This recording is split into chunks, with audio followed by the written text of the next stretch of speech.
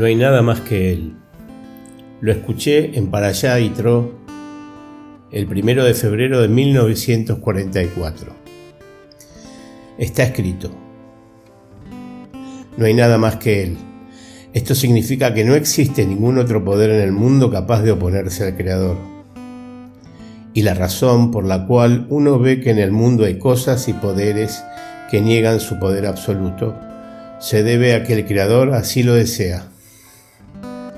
Y este modo de corrección se llama: la mano izquierda rechaza y la derecha acerca. Es decir, aquello que la izquierda rechaza se considera una corrección.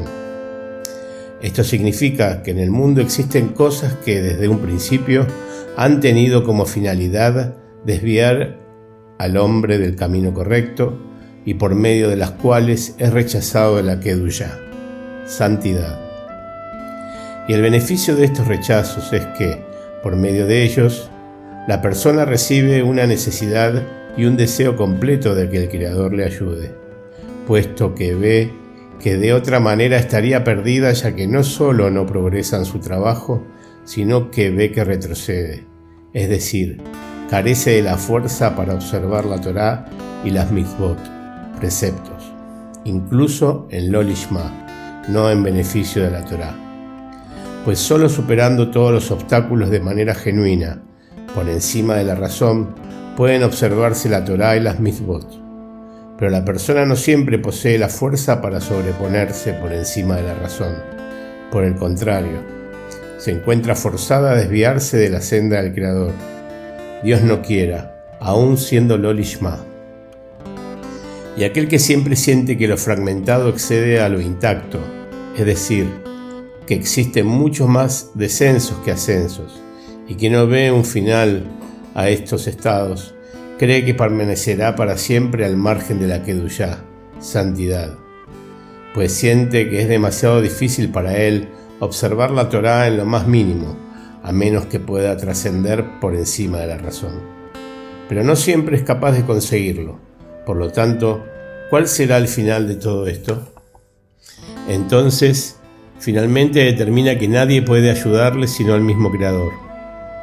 Esto le lleva a realizar una sincera demanda de corazón al Creador para que le abra los ojos y el corazón, y ciertamente le acerque más a la eterna adhesión con Dios. De esto se deduce que todos los rechazos que habían experimentado provenían del Creador.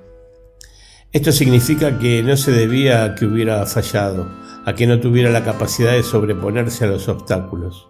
En cambio, a aquellas personas que verdaderamente desean acercarse al Creador y con el fin de que no se contenten con poco, es decir, no permanezcan como niños ignorantes, se les brinda ayuda desde arriba, para que no puedan decir: gracias a Dios tengo Torá, mitzvot y acciones de bien, por lo tanto, ¿qué más puedo necesitar?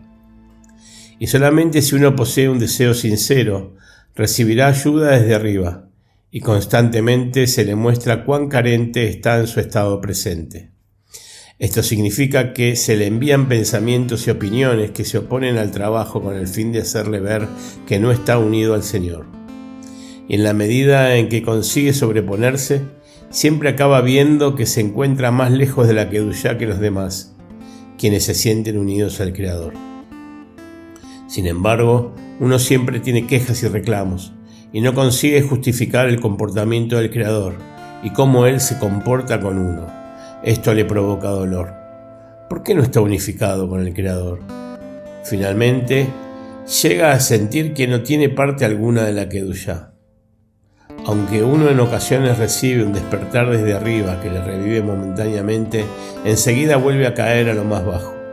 No obstante, esto es lo que lo lleva a descubrir que solo Dios puede ayudarle y acercarle realmente. El hombre siempre debe tratar de aferrarse al Creador. Esto significa que todos sus pensamientos deben estar orientados hacia Él, y que aún encontrándose con el peor estado, un estado del cual no pueda concebirse un mayor descenso, no debe abandonar su dominio.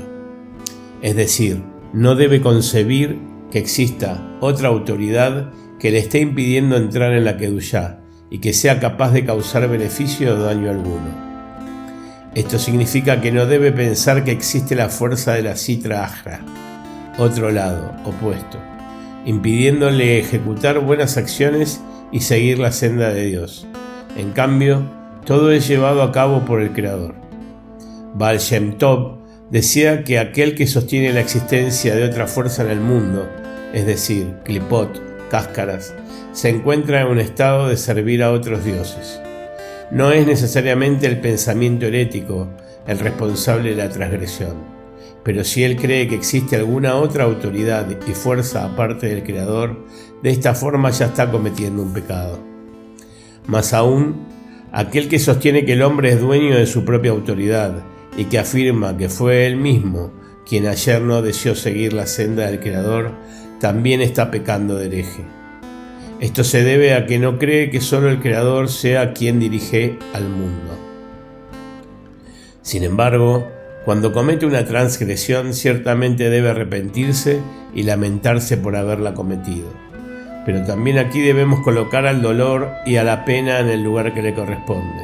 Es decir, ¿dónde encuentra la causa de ese pecado? Pues este es el punto del que se debe lamentar. Entonces la persona debe arrepentirse y decir: he cometido ese pecado porque el Creador me arrojó de la Kedushá a un lugar de suciedad, a la letrina, al sitio de residuos. Esto significa que el Creador le dio a uno un deseo y un anhelo para entretenerse y respirar aire en un lugar pestilente. Y se puede afirmar, como está escrito en los libros, que a veces uno llega encarnado en un cerdo.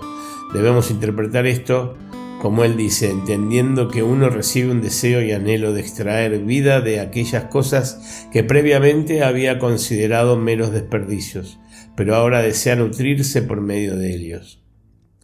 Además, cuando uno siente que ha llegado a un estado de ascenso y percibe un poco de sentido en el trabajo, no debe decir: ahora me encuentro en un estado en el cual comprendo que vale la pena servir al Creador.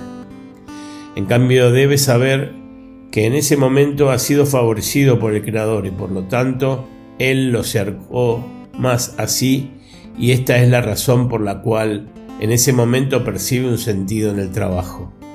Y debe cuidarse de no abandonar el dominio de la Kedushá, afirmando que exista alguien más que esté actuando aparte del Creador. Pero esto significa que el ser favorecido por el Creador, o lo contrario, no depende de la persona misma sino solo del Creador. Y el hombre con su mente externa no puede comprender por qué razón el Señor lo ha favorecido en ese momento y no después.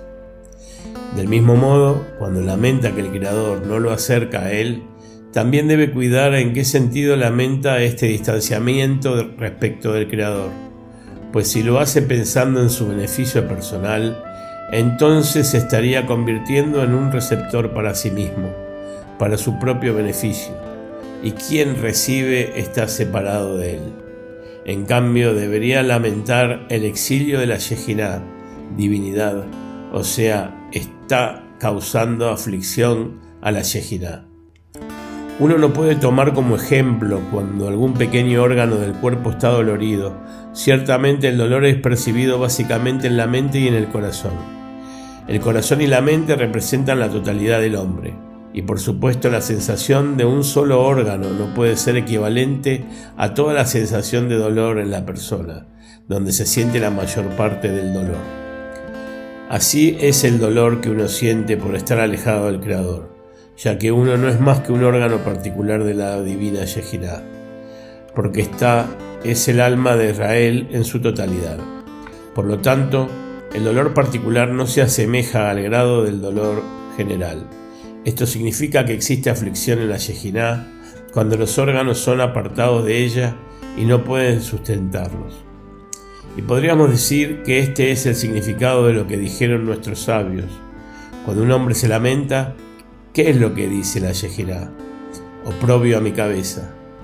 Y si uno no vincula el pesar por estar alejado del Creador a sí mismo, se salva de caer en la trampa del deseo de recibir para sí mismo, que es considerado separación de la santidad. Lo mismo sucede cuando uno siente cercanía con la Kedushá, cuando uno siente alegría por haber sido favorecido por el Creador. También entonces uno debe sostener que su gozo se debe principalmente que ahora existe deleite arriba, en la sagrada Shejinah, al haber logrado acercar a ella ese órgano particular en vez de haberlo tenido que alejar de su lado. Y uno obtiene alegría del hecho de ser recompensado con poder deleitar a la Shejinah. Esto está en concordancia con el cálculo anterior que dice que, cuando hay deleite para lo individual, es solo una parte del deleite del total. A través de estos cálculos, uno pierde su individualidad y evita ser atrapado por la Sitra Achra, que es el deseo de recibir en beneficio propio.